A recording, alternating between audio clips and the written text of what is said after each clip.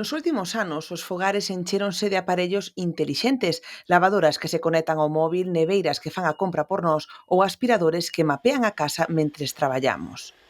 Pero canto máis avanzan estes dispositivos, máis persoas se preguntan: están realmente deseñados para facilitar a vida ou para complicala?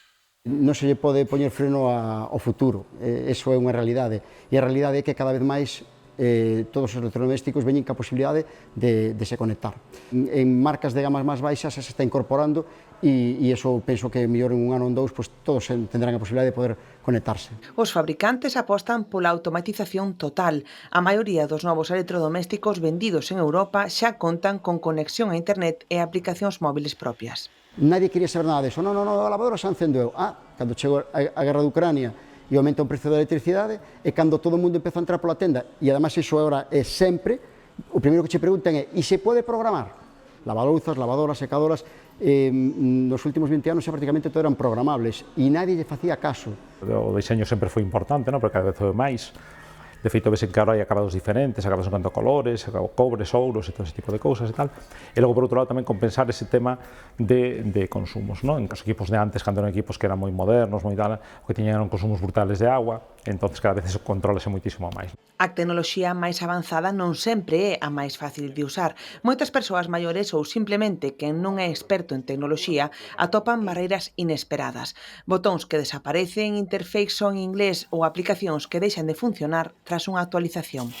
Os fabricantes crearon sistemas que eran moi completos, tiñas moitas opcións, pero eran, a verdade, bastante galimatías, non? Entonces, para poder saber como funcionaban, ou eras o usuario habitual, que si sabías onde cada unha das cousas o que te indicaban, o que podías facer con cada unha delas, ou se non ibas a un hotel, sempre te encontrabas con un problema. Abrías un mando, e botaba por lá, abrías outro, botaba por outro lado, tal. Arreglouse de unha maneira bastante sencilla, que ao final con pictogramas. Ao final, cada un desos pictogramas indica o tipo de chorro que vas ter, non?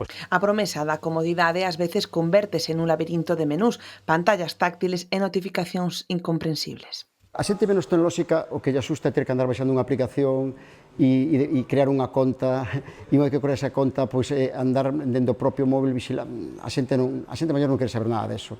A xente nova sí, porque lle gusta baixar aplicacións de todo tipo e iso permítelle pois, xogar co electrodoméstico, porque ao final o que se fai é xogar co electrodoméstico. A solución pasa por un deseño máis inclusivo para quen non vive pegado ao móvil. Tamén é clave educar na alfabetización digital para que a innovación non deixe atrás a ninguén. Acudan a distribuidores que coñezan o produto, porque ao final estamos encontrando, a mí pasame moitas veces, ven a xente, mira, es que isto tal, de Pinterest, de Instagram, de non sei que, a foto aguanta o todo, é dicir, ao final, moitas veces vemos cousas que son prácticamente imposibles de facer, ou realmente non son como se ven aí.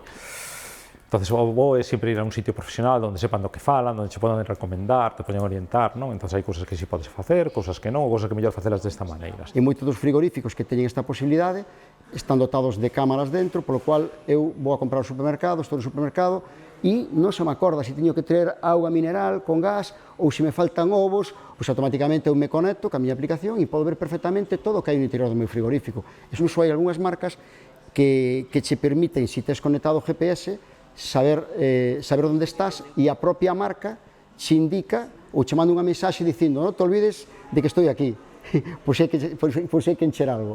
O fogar do futuro xa é unha realidade. As casas aprenden dos nosos hábitos e adáptanse ás nosas necesidades. O uso que lle demos debe ser para mellorar a vida cotiá, reducir o consumo e coidar do planeta.